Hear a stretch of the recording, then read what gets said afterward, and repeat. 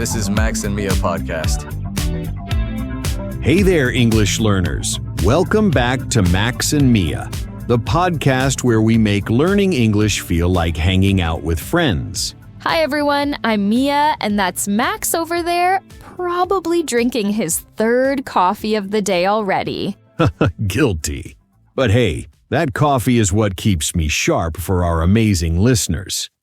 Speaking of which, how's everyone doing out there? We hope you've been practicing your English since our last episode.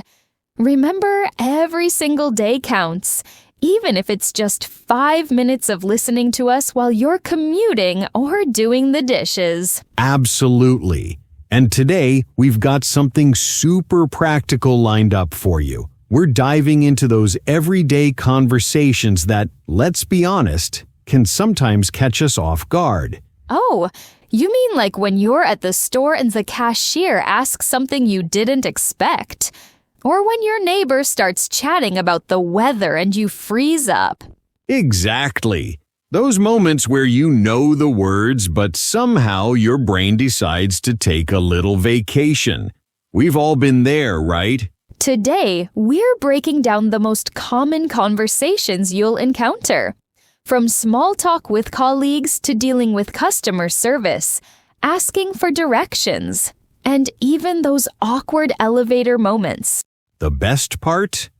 We're not just going to teach you the phrases, we're going to show you how real conversations flow, including all those little hesitations, interruptions, and natural reactions that textbooks never mention. So, grab your favorite beverage, get comfortable, and let's turn those scary conversation situations into confident moments.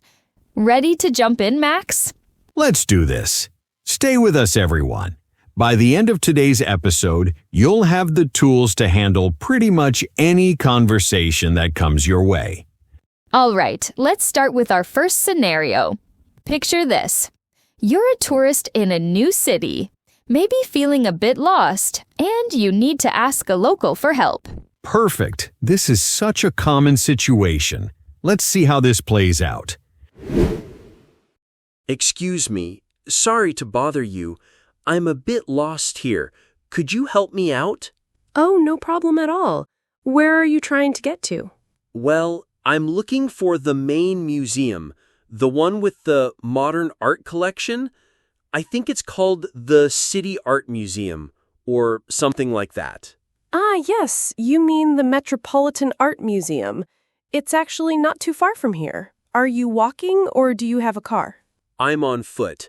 I was hoping it would be within walking distance. Perfect. It's about a 15-minute walk. Super easy to get there. Do you see that tall building with the glass front over there?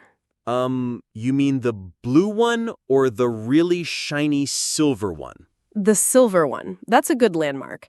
You're going to head in that direction, and then when you reach the corner, you'll turn left onto Market Street. Okay, so toward the silver building, then left on Market Street. Got it so far. Exactly. Then you'll walk straight for about 3 blocks. You'll pass a coffee shop called Beam Mare, a small park on your right, and then you'll see the museum.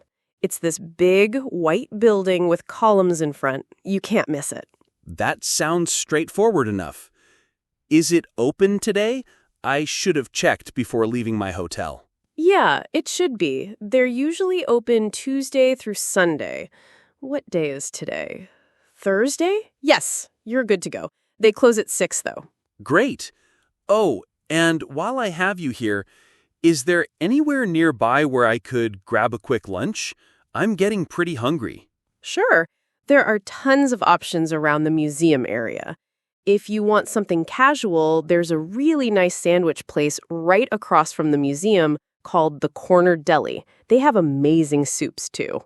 That sounds perfect. What about something more, more local? Something typical from this area? Oh, if you want to try our local specialty, there's this place called Maria's Kitchen about 2 blocks from the museum. They serve the best fish tacos in the city. It's kind of our thing here. Fish tacos? That sounds interesting. I've never tried those before. Is it expensive? Not at all. It's pretty affordable. Most meals are around $12 to $15, and the portions are huge. Plus, the atmosphere is really cozy. Lots of locals eat there. Awesome. I'll definitely check that out. One more question. Sorry for asking so many things. Is it safe to walk around this area at night? Oh, yeah. This whole downtown area is very safe, especially around the museum district. There are always people around, good lighting, and police patrol regularly.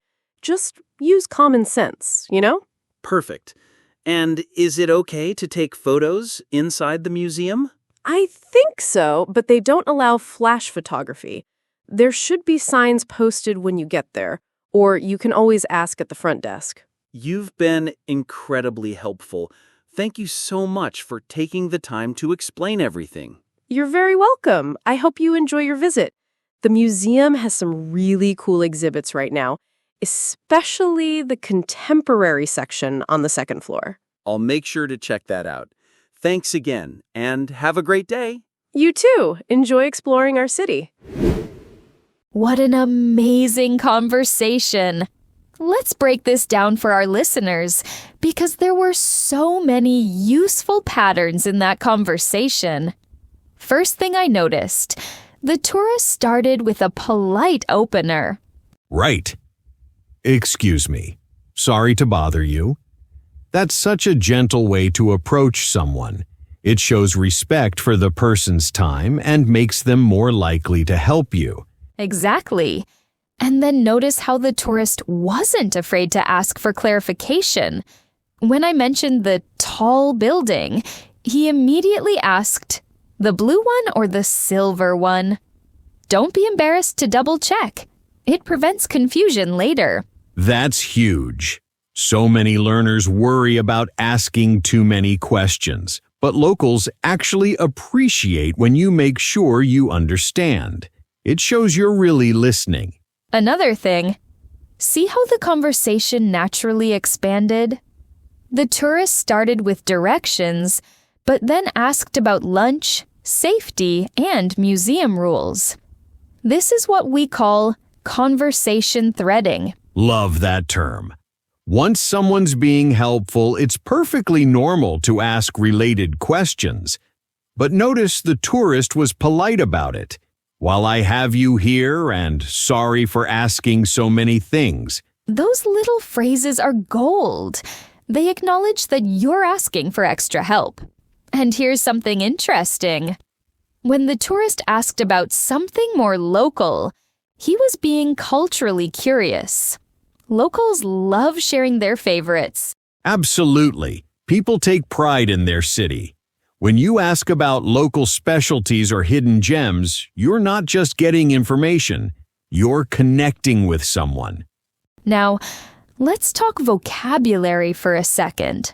Notice words like straightforward, affordable, and contemporary. These are perfect B2 level words. Not too basic, not too advanced. And the phrases. You can't miss it. Tons of options. Use common sense. These are expressions you'll hear constantly in English-speaking countries. One more thing. The ending was just as important as the beginning.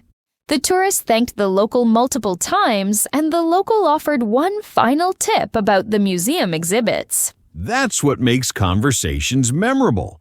When both people feel good about the interaction, it leaves a positive impression. The tourist got great help, and the local felt appreciated. So listeners, when you're in this situation, remember, be polite, ask for clarification, don't be afraid to expand the conversation, and always show genuine appreciation. Perfect summary. Now, who's ready for our next scenario? Our second conversation takes place at the airport. Honestly, one of the most stressful places to navigate, especially when you're already tired from traveling. Oh, absolutely. Airports can be overwhelming even in your native language. Let's see how this unfolds. Excuse me. Hi, I'm really sorry, but I'm completely lost here. I just landed and I have no idea where I'm supposed to go next. No worries at all. That's what I'm here for. Are you connecting to another flight, or is this your final destination? This is my final stop, thankfully, but I need to collect my luggage first, and then I think I have to go through customs. I'm not really sure about the process. Okay, perfect. You're actually in the right area. The baggage claim is just down this corridor. Do you see those signs with the suitcase symbols? Oh, yes, I see them now. So I just follow those? Exactly. Walk straight down this hallway for about 2 minutes, and you'll see the baggage claim area on your left. What airline were you flying with?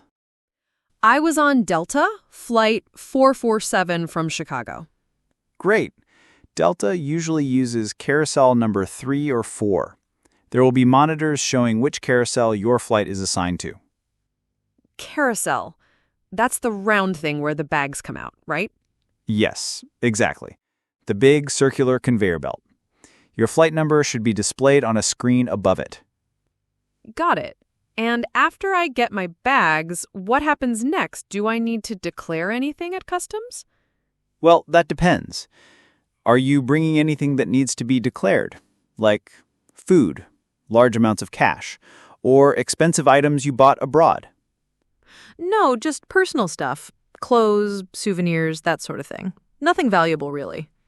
Then you'll probably go through the green lane at customs.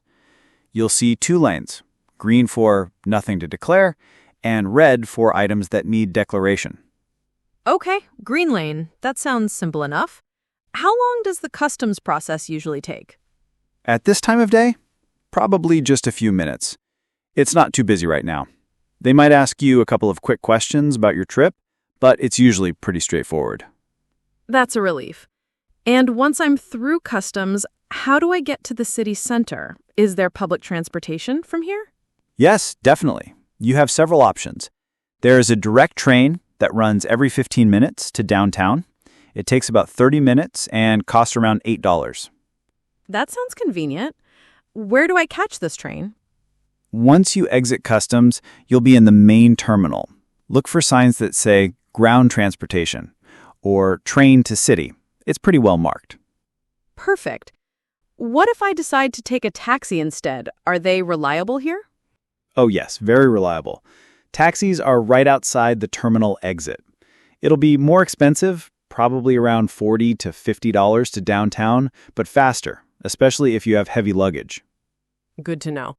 Are there any apps I should use, like Uber or something? Absolutely. Both Uber and Lyft operate here.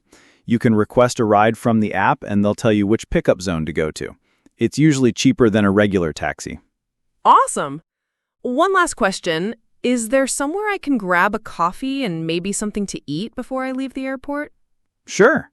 There's a food court on this level, just past the customs area. Lots of options. Coffee shops, fast food, some sit-down restaurants too. You've been incredibly helpful. Thank you so much for being so patient with all my questions. You're very welcome. That's what we're here for. Have a great stay in our city. Thank you. I really appreciate it. That was an excellent conversation. This conversation is a perfect example of how to handle information overload. Notice how the traveler admitted right away that he was completely lost. There's no shame in that. Exactly. And the airport employee responded so well by asking a clarifying question first. Are you connecting, or is this your final destination? That immediately narrowed down what information was needed. That's such a smart approach. Instead of overwhelming someone with every possible scenario, find out their specific situation first. Listeners, remember this technique. It works in any information-heavy conversation. I loved how the traveler confirmed his understanding throughout.